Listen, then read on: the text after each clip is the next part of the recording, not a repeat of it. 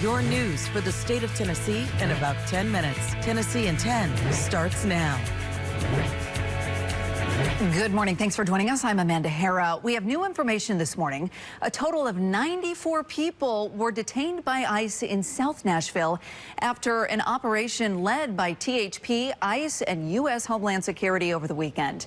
The operation focused on South Nashville because all three agencies say that area is higher in crime and crashes.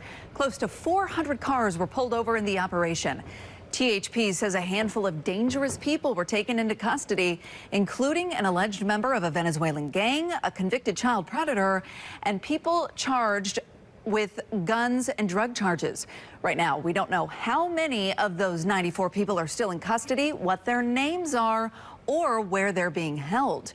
The governor says he supports ICE operations in Tennessee because he says that there are bad actors in our backyards.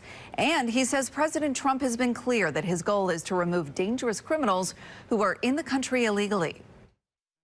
We have gang members, we have drug traffickers, we have human traffickers, we have criminals in our backyards as a result of what's happened at the border. These people don't need to be in our backyard. And these kinds of efforts will help remove them. The governor says the state started working with the federal government several months ago to have a vehicle ready to transport people being detained by ICE. Not guilty. That is the verdict out of Memphis for three former officers on trial for the beating death of Tyreek Nichols. After deliberating for more than 8 hours, the jury out of Chattanooga cleared Tadarius Bean, Demetrius Haley, and Justin Smith of all 7 state charges, including second-degree murder. Any thoughts about the jury being from Chattanooga and an all-white jury? You know, obviously, people have mentioned that as an issue. I'm not going to speculate about that. You know, I think it's a testimony to the fairness of our criminal justice system that we bent over backwards to get a jury from another jurisdiction to assure that the defendants were given a fair trial. A former Memphis police officer took the stand during the trial and admitted that what the officers did to Tyreek Nichols was wrong. Prosecutors relied heavily on body camera video of the beating, but defense lawyers made the argument that Nichols was not complying when the officers tried to arrest him. The 5 former officers seen on video beating Tyreek Nichols are still waiting for federal sentencing. His family is suing the city of Memphis for $550 million. That trial is set to happen next year. A former Williamson County wrestling coach is now facing more than 20 charges of child exploitation. The sheriff's office says that Justin Gordon is a former girls wrestling coach at Fairview High School in Williamson County, and that they started looking into him after a tip about a 13-year-old girl in Ohio being extorted online for nude pictures. The suspect's activity was linked back to Williamson County. Gordon is now in jail on a $200,000 bond, and the sheriff's office is asking anyone with information to call them. I'm Whitney Turner in the WVLT newsroom. A new Tazewell man and his girlfriend pleading guilty in connection to a 3-year-old's death in 2022.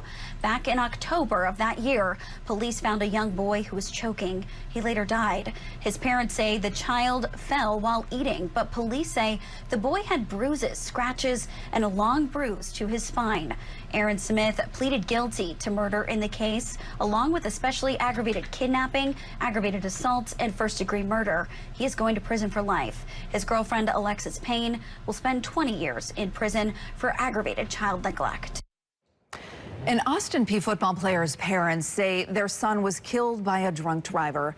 The crash happened on I-65 near Huntsville, Alabama, Tuesday night. William Hardrick had gone home to get his real ID and was on his way back to school. All we know is he was headed home in a 18-wheeler. The guy was intoxicated. He was drunk, and he ran through 8 cars and kept going. The string of crashes shut down the interstate for nearly 30 miles. The driver is charged for Hardrick's death.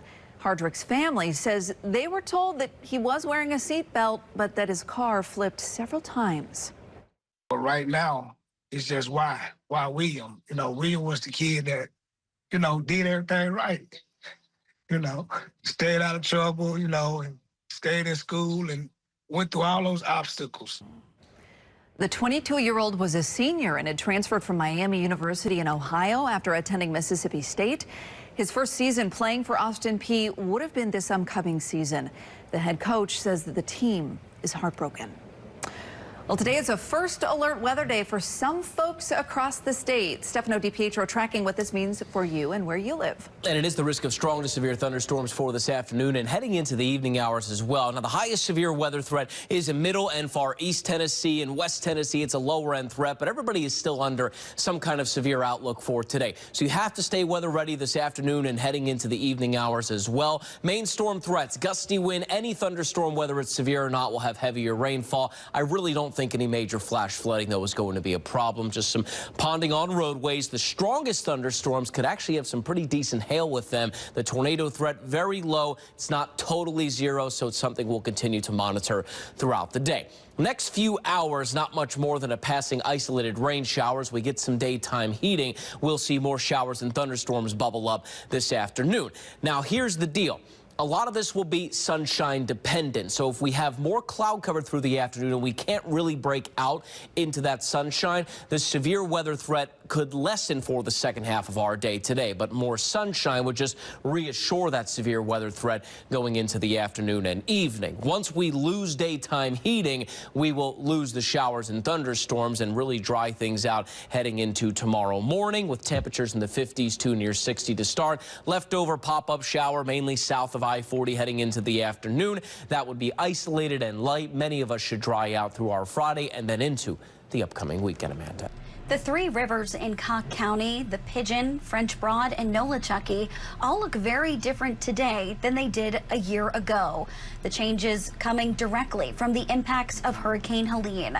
Spots that used to be safe may now be very dangerous for people visiting the waterways. There's still a lot of debris out there, and there's a lot of changes with the rivers themselves. A couple weeks ago, a teen went to what used to be a swimming hole, but when he went in, he realized it's very shallow now. The Newport Rescue Squad says the teen was badly hurt, and that's why they're putting out an alert warning about how much change there is out on the water. Of course, the water came so fiercely, it actually moved earth, moved rock. So some of the rivers that you thought you were familiar with, they have changed so much. The Newport Rescue Squad tells us they are still relearning everything about all three rivers. Their next boat training day is Saturday. A new Tennessee law giving public schools more tools to keep students safe during medical emergencies. Governor Lee signed new legislation that encourages every public and charter school in the state to stock asthma rescue inhalers.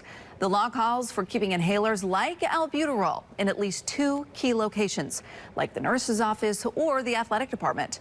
More than 90,000 children in Tennessee have asthma, and every year more than half of them suffer attacks that can quickly become life-threatening if they're not treated immediately. Thanks for watching Tennessee in 10.